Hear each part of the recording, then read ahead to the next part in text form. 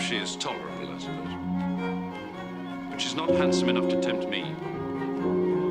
Bingley, I'm in no humour to give consequence to young ladies who are slighted by other men.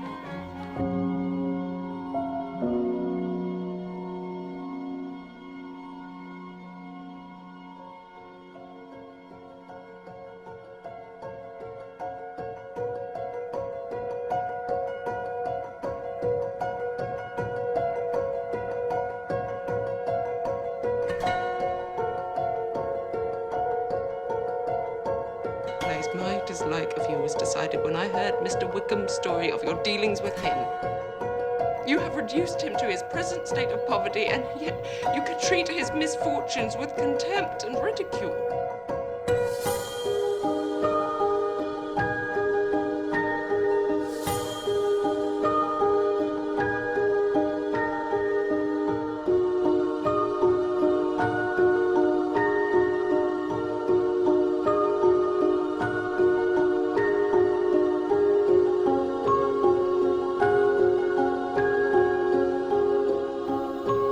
These offences might have been overlooked, had not your pride been hurt by the honest confession of the scruples which had long prevented my forming any serious design on you.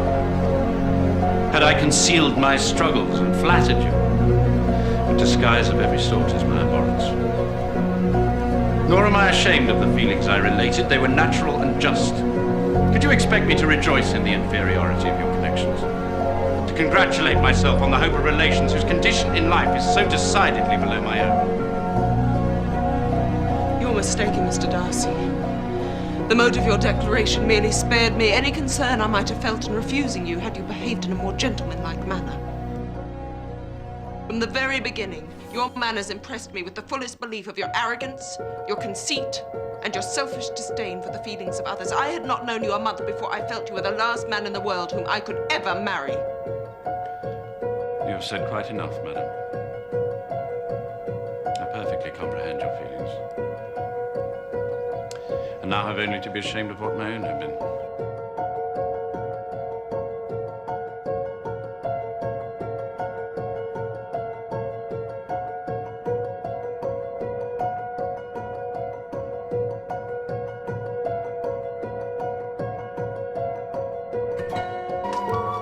She was persuaded to believe herself in love and to consent to an elopement. She was then but 15 years old.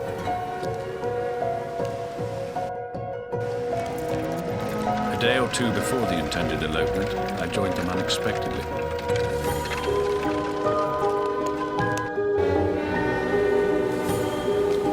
Unable to support the idea of grieving a brother whom she looked up to almost as a father, she acknowledged the whole plan to me at once. Mr. Wickham relinquished his object, which was, of course, my sister's fortune of £30,000. The secondary motive must have been to revenge himself on me.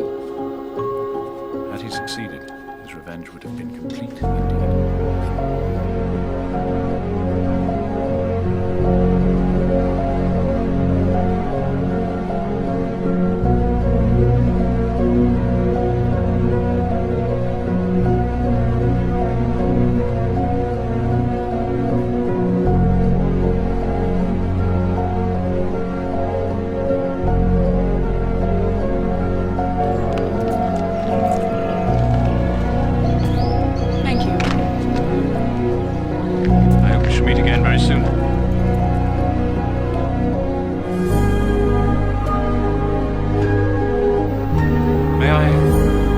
My sister, Georgiana.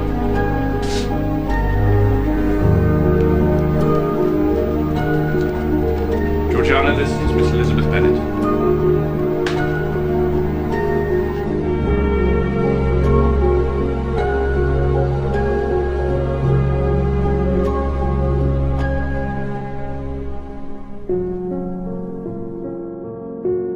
My younger sister has left all her friends, has eloped, has thrown herself into the power of Mr. Wickham. I've stayed too long. I shall leave you now. Yes, thank you.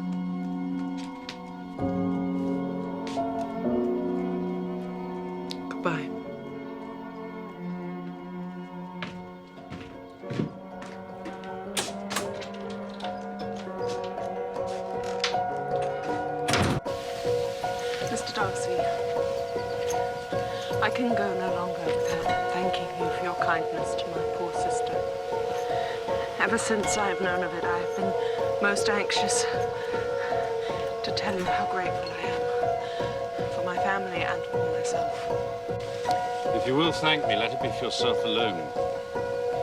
Your family owes me nothing. Because I respect them, I believe I thought only of you. You're too generous to trifle with me. If your feelings are what they were last April, tell me so.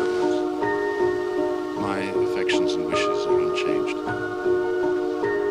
But one word from you will silence me on this subject forever.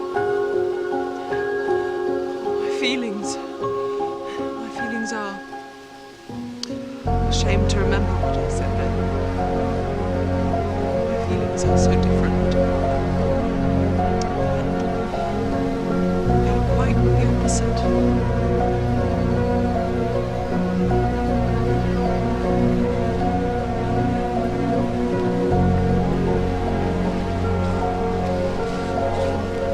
I do like him. I love him. Indeed, he has no improper pride. He's perfectly amiable. If you only knew his generous nature. I didn't always love him, but I love him now so very dearly. He is truly the best man I have ever known.